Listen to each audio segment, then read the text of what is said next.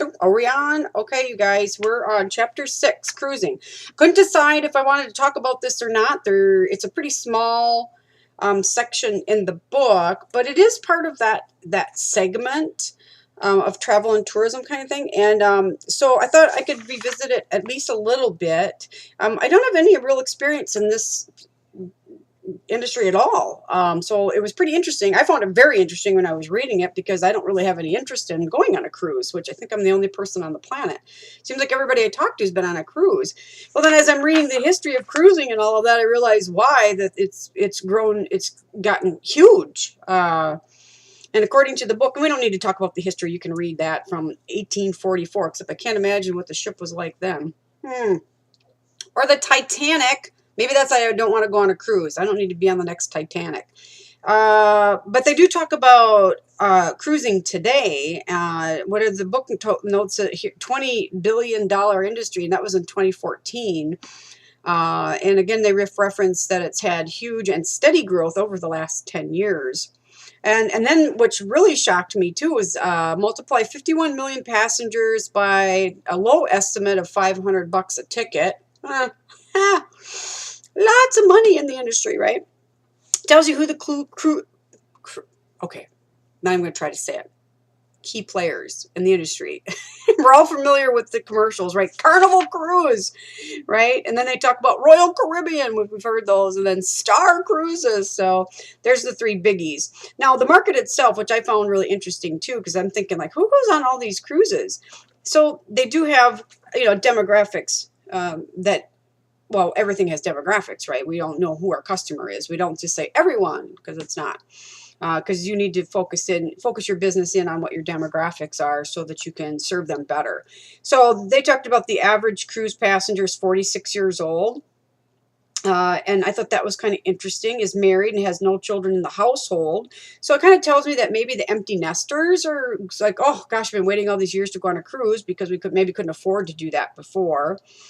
I had no idea there were perpetual cruisers. I didn't know there was a name for it because I actually met someone this last summer who told me his hobby was going on cruises, and I didn't know that could be a hobby. That was really interesting. And then here they talk about perpetual cruisers. I go, oh my God, I know one.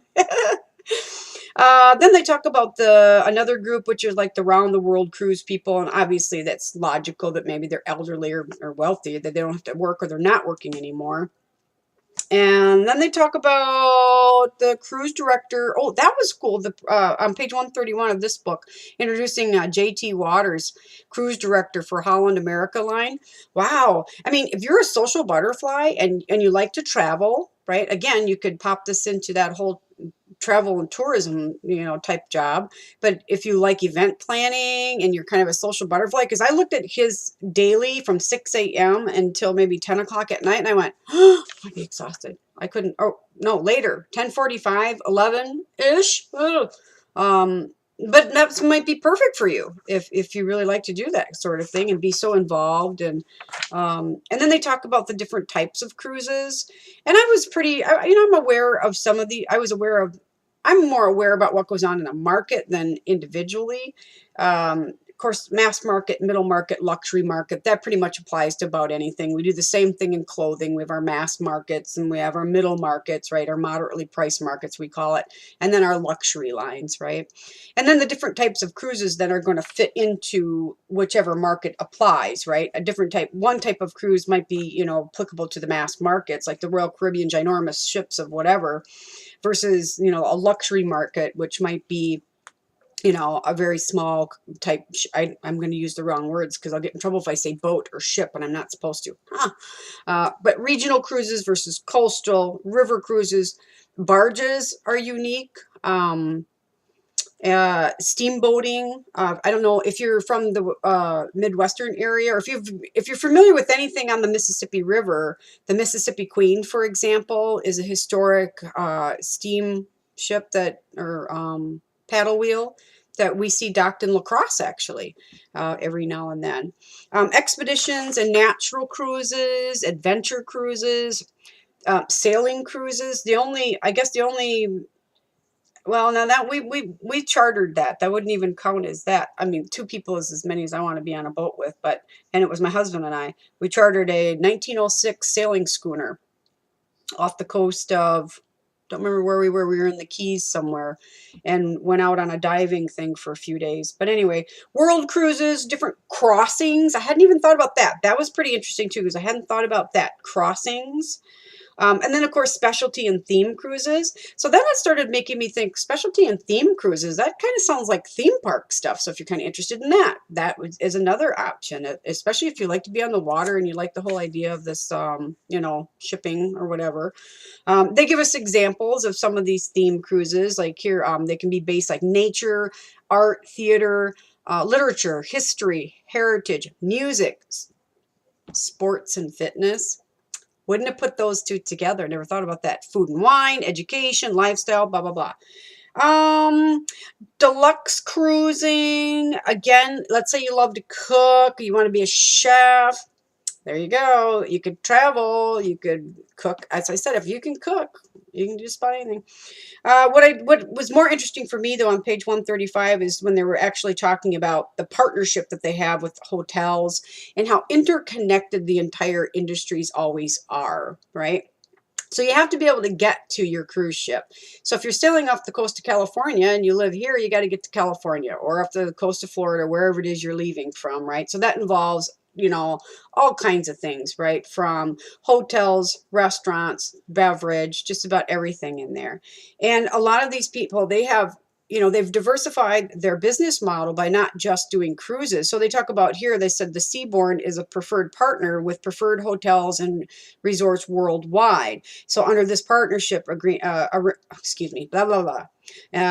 Under this partnership, arrangement for a free day can be earned on selected cruises for every 5 nights you stay at a participating hotel and all of this stuff.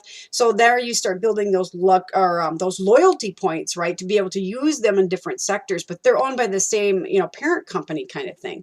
So they're really set up for a lot of natural partnerships.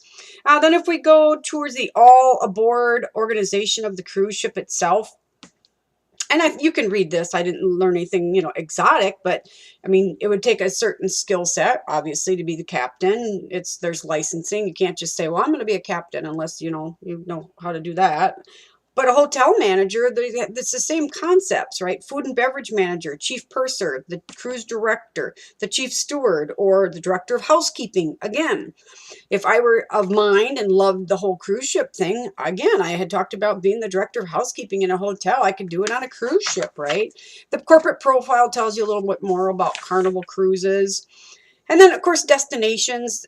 I mean, you know, when we were traveling in Belize, we drove to Belize in 1988, I think it was. And at that time, there was no cruise ship port there. This is a third world country. Now there's a cruise ship port, and it's changed Belize dramatically. I mean, when we were there, there was truly Mosquito Coast. If you know what that means, look it up. And now when they put in the cruise ship port, and where they put the cruise ship port used to be a lot of, I mean, it's a third world country. It's very poor, right? And you had open markets and a lot of crime and things like that. Well, all of that. And there was a prison right on the coastline there next to a hospital. You couldn't have told the difference hardly by looking at them. But all of that went away, and then they refurbished it and put this cruise port in, changed everything very dramatically. And when you have a country like Belize or any of these other countries that we're learning about through the reading, where, you know, their only export is tourism, this is a really big deal. This changes the lives of people that live in those countries, all that kind of stuff. They talk a lot about Hawaii. If you're interested in that, you can read through all of that. Just think, if you wanted to go to Hawaii, you could get a job in this industry over in Hawaii. Talks about trends, career information. So there's not a lot here, but I think it's, again, a good overview on a pretty specific little market. And then next time I see you, it will be, probably chapter 7. Bye.